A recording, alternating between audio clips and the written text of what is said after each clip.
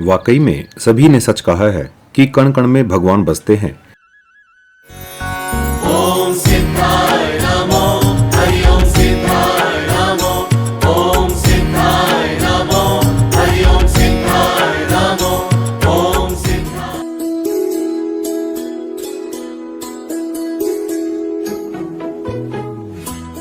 तो चलिए करते हैं आज का सफर शुरू। सिद्ध बाबा बालकनाथ धाम टगरा हरि सिंह कालका में कैसे बना, चलो जानते हैं मंदिर के बारे में।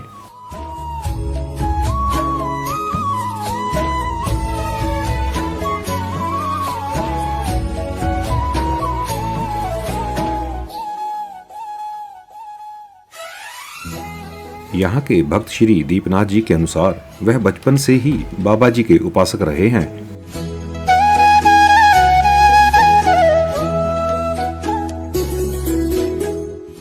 और उनके कुलिष्ठ होने के साथ साथ संपूर्ण परिवार का बाबा जी से बेहद जुड़ाव था, जिसके कारण बचपन से ही बाबा दीपनाथ जी पर अपार कृपा रही है।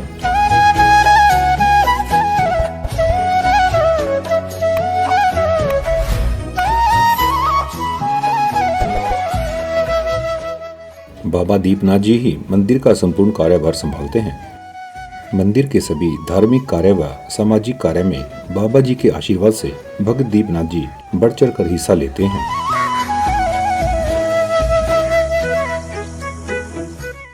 तो चलिए बात करते हैं मंदिर के इतिहास के बारे में। सन 2005 में मंदिर की जमीन भक्त दीपनाथ जी के द्वारा खरीदी गई। बाबा बालकनाथ जी ने भक्त दीपनाथ जी को स्वप्न में आकर दर्शन दिए और इस स्थान पर मंदिर बनाने का आदेश दिया, जिसके उपरांत सन 2005 में मंदिर के लिए बाबा दीपनाथ जी द्वारा जमीन खरीद ली गई।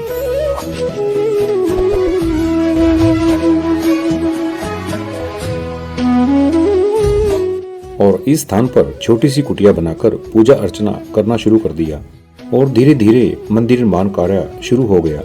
और इस मंदिर पर बाबा बालकनाथ जी की ऐसी कृपा बनी रही, दिन प्रतिदिन भक्तों के कार्य बनते रहे और मंदिर का ऐसे कारवां बनता चला गया।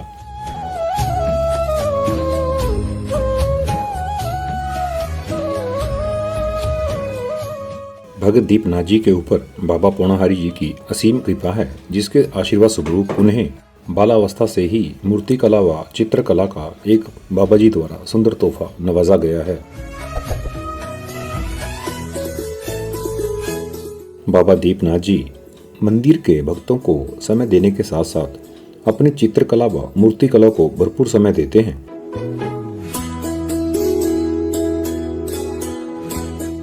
बाबा दीपनाथ जी द्वारा की गई मूर्ति कला व चित्रकला वाकई में मन को विभोर करती हैं। और मंदिर में जितना भी मूर्ति कला का कार्य है वो स्वयं बाबा दीपनाथ जी द्वारा किया गया है।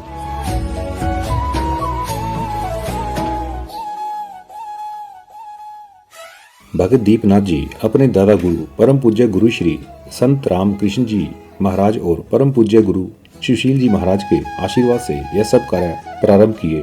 भक्त यहाँ पर प्रत्येक रविवार को बाबा जी की चौकी पर आते हैं और धुने पर अपनी अर्जी लगाकर अपनी समस्याओं से छुटकारा पाते हैं। वह एक अपार सफलता के साथ यहाँ से जाते हैं, क्योंकि बाबा बालकनाथ जी हर एक की झोलियां भरते हैं। इसके लिए किसी को साक्ष्य के प्रमाण की जरूरत नहीं है। बाबा बालकनाथ जी सभी की समस्याओं का निदान करते हैं।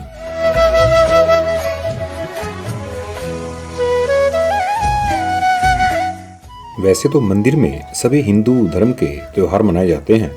1 जनवरी से लेकर 31 दिसंबर तक जितने भी हिंदू त्योहार आते हैं वह सब यहाँ पर मनाए जाते हैं, जिनमें प्रमुख बाबा जी का 40 दिन का चैत्र मेला, बाबा जी का जन्म दिवस, जन्माष्टमी, गणपति महोत्सव, शिवरात्रि आदि। इस त्योहारों पर संगतों का जनसैलाब उमड़ रहा रहता है। वैसे तो अक्सर यहाँ पर संगतों का तांता लगा रहता है। बाबा पौणाहारी जी अपने भक्तों की जरूर सुनते हैं।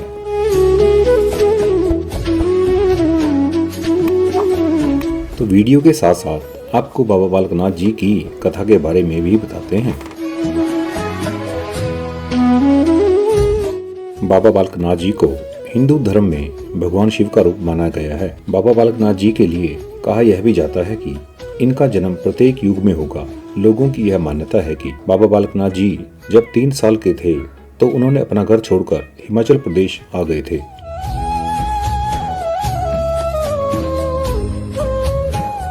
शाहतलाई नामक स्थान पर रहने लगे थे। शाहतलाई में बाबा जी की मुलाकात एक महिला से हुई जिनका नाम माई रत्नो था और उनकी कोई संतान नहीं थी। माई रत्नो ने बाबा बालकनाथ जी को अपना पुत्र मान लिया और कहा जाता है कि बाबा जी ने 12 सालों तक इनके यहाँ गायें चराई थी। 12 साल के बाद एक दिन माई रत्नो ने बालक को ताना मार दिया, जिसके बाद उन्होंने अपने चमत्कार से 12 साल की लस्सी व रोटियां एक पल में उनको वापस कर दी थी। जब इस चमत्कार की खबर आसपास के क्षेत्रों में फैली तो ऋषि मुनि और कई लोग बाबा जी के चमत्कार से बहुत प्रभावित हुए। वहीं गुरु गोरखनाथ जी को छोटे से बालक की शक्ति का पता चला तो गोरखनाथ जी ने बाबा बालकनाथ जी को अपना चेला बनाने की कोशिश की, मगर बाबा जी ने मना कर दिया। इस बात पर गोरखनाथ जी को बहुत गुस्सा आया और गोरखनाथ ने जब बाबा जी को चेला बनाने की कोशिश की तो बाबा जी शाहतलाई से उडारी मारकर धौलगिरी पर्वत पर चले गए, जहां पर बाबा बालकनाथ जी की पवित्र गुफा स्थित है। तो यह था हमारा बाबा बालकनाथ जी का इतिहास। आपने वीडियो में जितनी भी है मूर्ति कला देखी है, यह सब भगत दीपनाथ जी द्वारा बनाई गई है। तो चलिए मिलवाते हैं आपको भगत दीपनाथ जी से और सुनते हैं इनके सुनहरे शब्द। तो जय गुरु जी की, जय बाबा जी की। जय बाबा। तो गुरु जी, जो मैंने आज आपके द्वारा बनाई गई प्रतिमाएं हैं, जो मूर्ति कला है, वो मैंने देखी है, वाकई में मन को विभोर करती हैं। क्योंकि मैं खुद एक चित्रकार हूँ, तो मेरा बड़े दिल से तमन्ना थी कि मैं गुरु जी को आपको मिलकर आऊँगा, क्योंकि मैंने आपकी जो मूर्ति कला देखी है वो मुझे सीखने का बड़ा शौक था। तो मुझे उस समय कोई गुरु नहीं मिला, तो आज मैं इस कला को देख के वाकई में खुश हो गया हूँ। मतलब जो नक्काशी है, जो आपका उसको फेस का ग्लो करने का जो तरीका है, उसके जो फेस के कटआउट्स हैं, वाकई में देखने लायक हैं। और आप इस क्षेत्र में कब से हैं मूर्ति कला में? इस क्षेत्र में तो शायद मुझे भी खुद क्या इतना पता नहीं है कि मैं कब से हूँ, क्योंकि इतना मुझे याद है कि जब से मैंने होश संभाली है जी, तब से ही परमात्मा की देन मेरे पास ये चीज़ रही है। मैं कभी भी किसी चीज़ को इस प्रकृति में यदि किसी भी चीज़ को देखता हूँ, उसको देखने का मेरा नज़रिया ही कुछ अलग है। जी जी। और उस नज़रिए के हिसाब से मैं उस चीज़ को फील करता हूँ जी। मुझे इस चीज़ के बारे में तो खुद बचपन से खुद ऐसा ही एहसास होता रहा कि कोई ना कोई मेरे साथ है जी, कि जो इन चीज़ों को करने के लिए मुझे प्रेरित करता है कि ये चीज़ कर। अब वो हमारे बाबा जी हैं, ये हमारे इष्ट भी हैं। ओके जी। हमारे कुल देवता भी हमारे बाबा जी हैं जी जी। तो बचपन से इनकी तरफ भी मेरा झुकाव बहुत रहा है जी। इनके बारे में पढ़ा और इनके बारे में इनकी भक्ति करी। हमारे घर में बचपन से देखते आ रहे हैं कि जितने भी बड़े जो घर के परिवार के सदस्य थे, हाँ जी, उनका झुकाव बाबा जी की तरफ बहुत था जी, कि भी कोई भी हमारे घर के अंदर कोई भी कार्य होता है तो सबसे पहले बाबा जी को ही पूछा जाता है, क्योंकि हमारे इष्ट हैं जी। और हम कोई भी कार्य करते हैं अपने घर के अंदर सबसे जी। पहले अपने बाबा जी को मान के ही करते हैं जी। तो बचपन से बाबा जी का भी आशीर्वाद रहा है हमारे साथ। जी जी। और दुनिया चाहे माने ना माने, मगर हम उनको फील भी करते हैं, महसूस भी करते हैं बाबा जी को, और बाबा जी की शक्ति को, अपार शक्ति को भी महसूस करते हैं जी। उसी हिसाब से बचपन से मूर्ति कला के अंदर भी मेरा रुझाव बहुत ज्यादा रहा जी। वो दिखता है कला में, देखी है, जो मतलब नक्काशी है, जो फेस के कटआउट्स हैं, जो मतलब एक्सपोजर जो चाहिए फेस को, मतलब नेचुरल लगते हैं, बिल्कुल लगता ही नहीं कि वो मूर्ति है, ऐसे लगता है कि वो साक्षात रूप है, वो अभी बोल पड़ेगा। बस वही है जी, ये परमात्मा का ही आशीर्वाद है। इस संसार के अंदर कोई भी कलाकार पूर्ण कभी नहीं हो पाता, नहीं हो पाता, ये तो समुद्र है, ये जितना समुद्र है, जितनी गहराई में हम जाएंगे उतना निहार कोई ना कोई चीज निकाल के लेके आएंगे। और मैंने सुना है कि आप नाथ संप्रदाय से भी हाँ जी, हाँ जी। जो हमारे जो नाना जी थे जी, जिनकी गद्दी पे मैं आज बैठा हुआ हूँ जी, वो ओगड़नाथ की गद्दी है ये जी, तो उन्हीं के ही मेरा संस्कार किया गया जी, मेरे गुरु द्वारा। और संस्कार करने के बाद बाल्यावस्था में ही मेरा संस्कार कर दिया गया था जी। तो उस दिन से लेकर अब तक इस गद्दी के नियमों को मैं फॉलो करता आ रहा हूँ जी, जी। और धर्म के प्रति लोगों को सही मार्ग बताना, लोगों को सही गाइड करना। जी। असल में सच्चाई क्या है, धर्म क्या है, परमात्मा क्या है, जी इस गद्दी से यही प्रचार करने को मुझे आज्ञा मिली है। जी और उस आज्ञा को मैं अपने मरते समय तक, अंतिम समय तक मैं यही सेवा करना चाहूंगा और सदैव यही सोचूंगा कि बाबा जी के चरणों में हमेशा ऐसी ही सेवा करते रहें। जी, बहुत अच्छे आपके विचार हैं। तो जो मतलब यहाँ का बाबा जी के साथ हमारा काफी अच्छा रुझान है। मैं बाबा जी की गद्दी के साथ बहुत सालों से जुड़ा हूँ बाबा जी से। मतलब जो एक मंदिर आके जो संतुष्टि मिलती है ना, उसकी बात ही कुछ अलग है। कि जो शांति, आत्मिक शांति मिलती है ना मन को, वो वाकई में ही बाबा बालकनाथ जी के मंदिर आकर मिलती ही मिलती है। हाँ जी, ऐसा है जी, कहते हैं मन के अंदर ही परमात्मा है, जी मन ही मंदिर है सबसे बड़ा। जी इस मंदिर के अंदर मेरी तमन्ना यही रही थी कि इस मंदिर को जितना भव्य से भव्य बना सकूं जी कि लोग कोई भी आकर यहाँ पर जब बैठे तो उनको साक्षात परमात्मा का एहसास होए और लोगों का यहाँ पर मन लगे, हाँ जी। शांति फील होए। जी इस मंदिर के लिए यही मेरा सपना है हाँ जी और मैं दिन रात इसीलिए मूर्ति कलाकार भी खुद ही करता रहता हूँ, मंदिर के अंदर मूर्तियां भी खुद ही बनाता रहता हूँ। हाँ जी, मैंने देखी जितना आप। मुझे समय मिलता है, जी क्योंकि संगत भी बहुत होती है, जी संगत के कार्यों को भी करना पड़ता है, जी मंदिर के भी कार्यों को करना पड़ता है।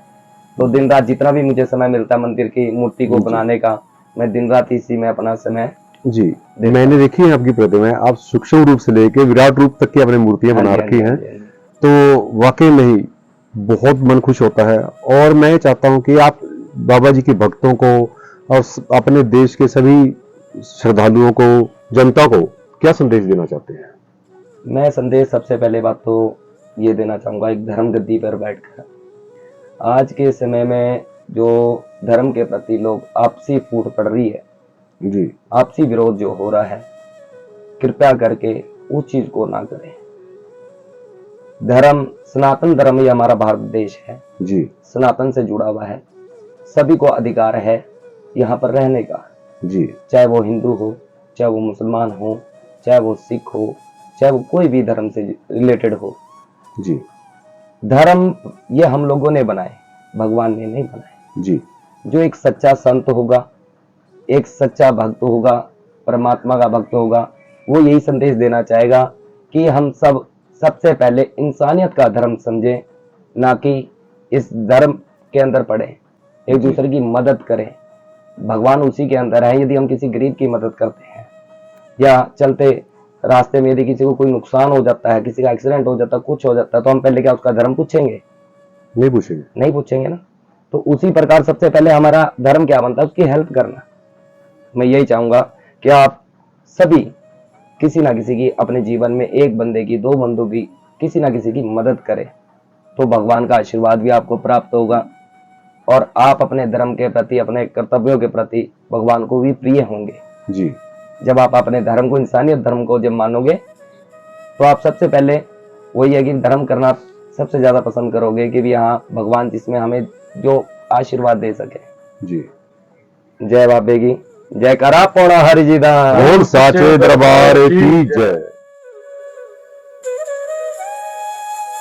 तो दोस्तों, कैसी लगी आपको यह वीडियो? अगर आपको इस वीडियो के माध्यम से कोई शिकायत या सुझाव है तो प्लीज़ मुझे कमेंट बॉक्स में ज़रूर बताएं। आपके कमेंट ही मेरे लिए प्रेरणा स्रोत हैं।